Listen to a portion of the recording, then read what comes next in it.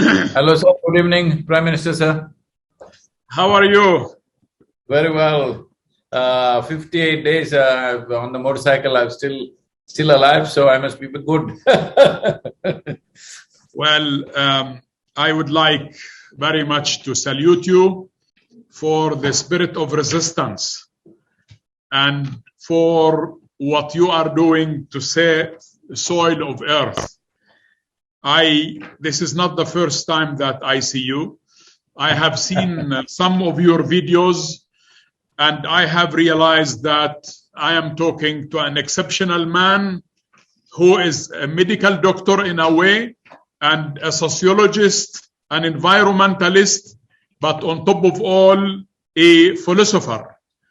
So I congratulate you on what makes you, really, and I appreciate the wisdom that is enclaving your mind. This is something that is very important to us. And also, it is not really strange for an Indian man to become a philosopher. That is where philosophy was born anyhow. It was not born in Greece. It was born maybe earlier than the Greek philosophers. But anyhow, so I wish you all the best and my full support. And I take your initiative seriously.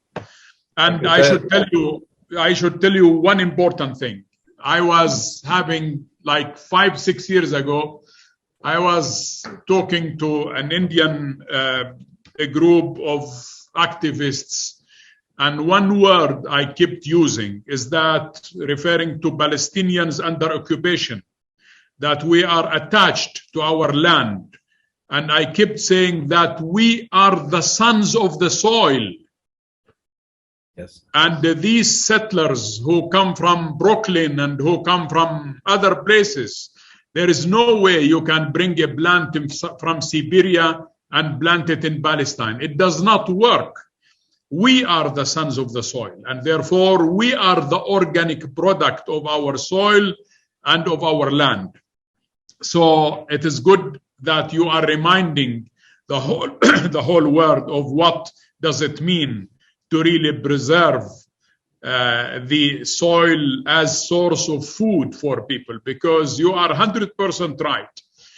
It is not the Ukraine crisis that is going, and the chain supply that is going to affect food supply.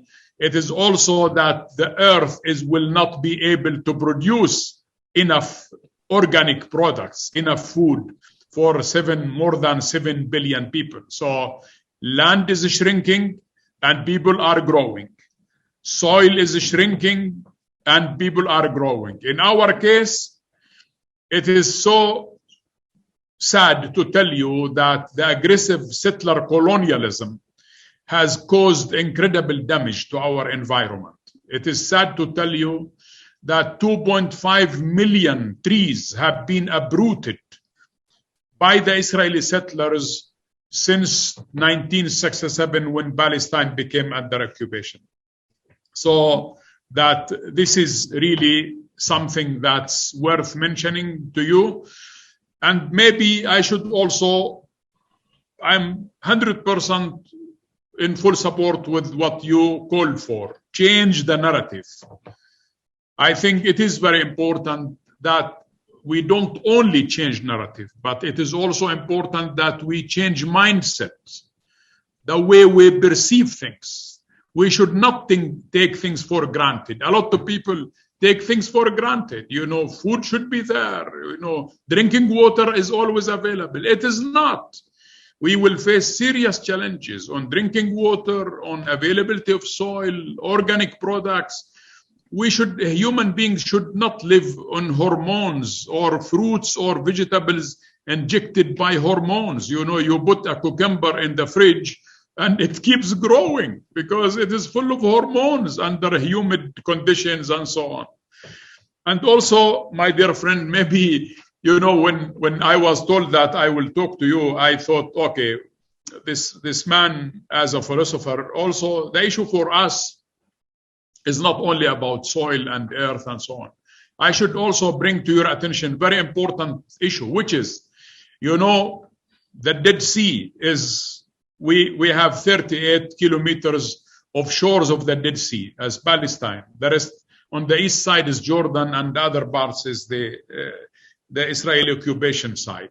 You know, the Dead Sea will have no water at all. It will fully and totally dry up by 2044, according to estimates of experts. So we are really facing serious damages. Dead Sea, it means minerals, it means history, it means the lowest water point on earth, and so on and so forth. So this is also something that needs extra attention in your exercise and in your effort to really bring attention to what is happening in the world. Also, maybe last thing I should tell you, that we are fully engaged here in Palestine in land reclamation to avoid political desertification. What do I mean by that?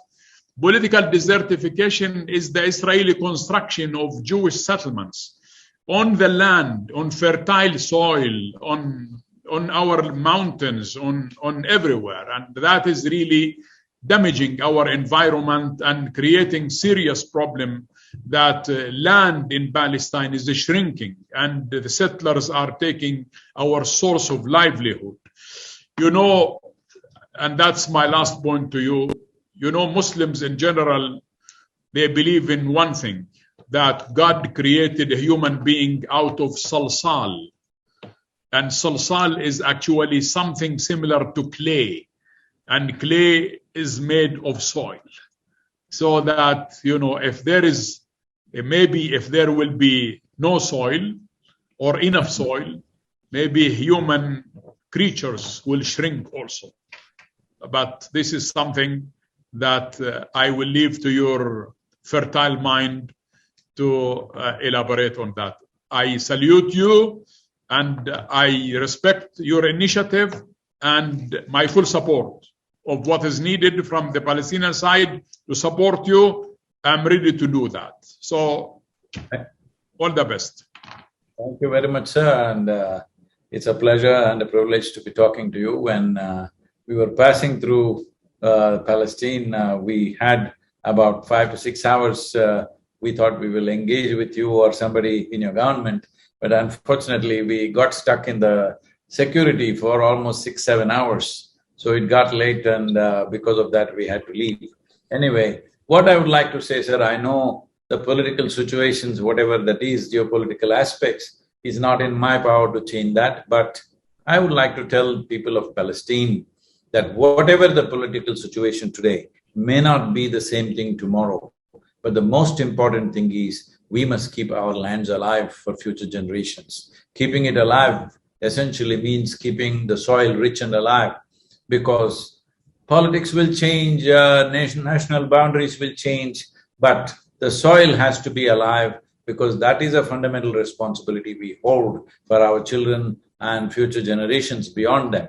So in this context, it is very important, the Palestinian soil, which has been feeding these people for thousands of years, and just a few decades ago, nearly 90% of your economy itself was agriculture. Unfortunately, it has shrunk now for whatever reasons. But the important thing is, no matter which nation we belong to, no matter what kind of strife or troubles we are going through, this is something we have to do as human beings, that we keep our soil alive, because soil is not our property. It's come to us from previous generations. We must pass it on as a living soil for future generations. You were talking about water, sir.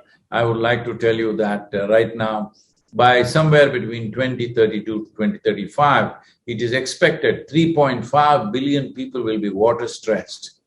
And this will lead to massive migrations. Over 1 billion people in the world could migrate because of water stress. 3.5 billion people without the needed water is a calamity that you cannot imagine, but that is just 10 years away from us. So turning the soil around is a fundamental responsibility. As you know, it's not in my this thing to give you any political advice, because you are in the thick of that, and I know Palestinian people have fought for so long for their rights. I hope that gets resolved. But whichever way, whatever our other conditions are, we must keep our soil alive, because that is where future life will come from. Well, I mean, for sure, this is something. I mean, that you took the initiative. I am sure that you will receive support from everybody people who do really care about. I mean, the way you're handling it is not an environmental issue. The way you're handling it is also a source of living, a source of income, and survival. I mean, you're talking about a survival of humanity, and therefore this is something that should be of an international orchestrated effort. And I think the attention you are drawing by covering 70,000 kilometers of travel here and there to bring attention of people, I think we appreciate that, we support that, but maybe we need more than, a foundation like yours. And I think you need an orchestrated effort. United Nations should adopt this sort of thing. And people are going to Stockholm in June, early June, which is an extension of the climate change. So there has to be, I think you will be able to come to Stockholm to speak about your initiative. COP15 happened in Ivory Coast. I was there for 2 days, and we definitely got the attention of all the 197 nations. One thing I would like to, this is something I'm trying to bring it to everybody's awareness and consciousness is, see, as human beings, based on our nationalities, race, religion, caste, creed, in so many ways we have tried to separate ourselves. But even if people do not understand what is this all-inclusive consciousness or whatever, at least we must understand we all come from the same soil, we eat of the same soil, when we die we go back to the same soil. So I feel soil is a common factor for all of us, no matter what has happened till now, no matter how confrontational somebody is, and conflicts have happened because of that. But it's important that we don't forget we come from the same soil and we go back to the same soil. So using this as a common factor, as a common denominator, I feel there is some possibility of solving situations in our lives, because as generations pass, if you continue the same conflicts, unfortunately, the future generations will suffer. So this Save Soil movement, one thing is it's an ecological movement, but also it would be wonderful if people use it as a unifying factor among people. Disputes will always be there, disagreements will be there, but how we conduct these disputes and disagreements is very important. If we see a common thread among ourselves, probably we will handle it little differently. Hopefully we'll handle differently. And it is my wish and my blessing that Palestine should see peace and prosperity. There are many people from Palestine who are with us in our centers, both in India and United States. And it's very unfortunate that they have to be spread out all over the world without being in their own homelands.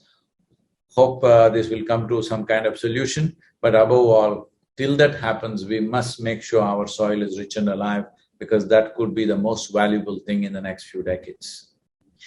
Very good. I think, in the video that I have seen, you called for, soil without organics becomes sand, and sand with organics becomes soil.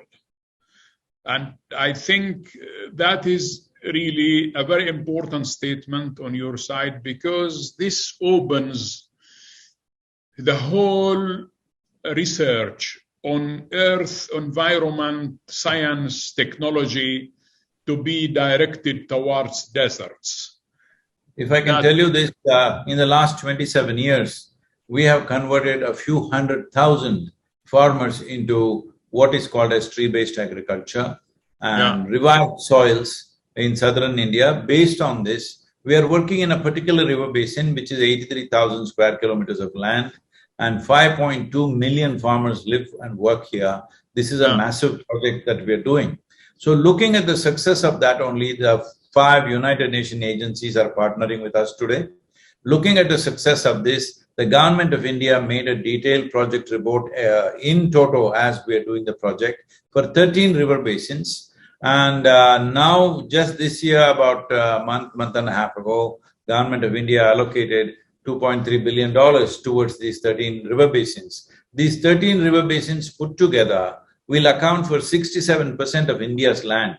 So if these 13 river basins are revived in the next 8 to 12 years' time, as we have done in one river basin, then in many ways India's soil will be above crest. And I will definitely talk to UNCCD, who are our close partners, to see how these kind of projects can be initiated in Palestine. You can also appeal to them. Ibrahim Thiaw is a very committed person. Right now they are in a convention in Ivory Coast. I was there for 2 days and just came here. So we can definitely take this ahead, and after this is over, we're setting up a panel of 25 scientists who will handhold small nations to fulfill this. We have committed to CARICOM nations in Caribbean region to do this also. Definitely we can engage Palestine in this area, particularly through the UN agencies. I feel in Palestine, considering the political situations, it's best that UN agencies involved rather than a private foundation. Very good. I mean, we have really all UN agencies are functioning and working in Palestine, UNDP, UNFPA, United Nations, UNRWA. I mean, nearly every UN agency is actually here. And I take the idea that you propose that Palestine will be part of this. I welcome that, and we are ready to engage with this initiative. Whatever needed to engage us, I will be more than happy to do that. Thank you very much, sir. Thank you for your generosity and giving your time for this. I hope to visit you in the near future sometime and spend some time in Palestine with all of you. Thank you very much. I wish you all the best and keep the good work going. I salute you, your energy and your dedication. All the best. Thank you, sir. Namaskar. As-salamu. Bye-bye.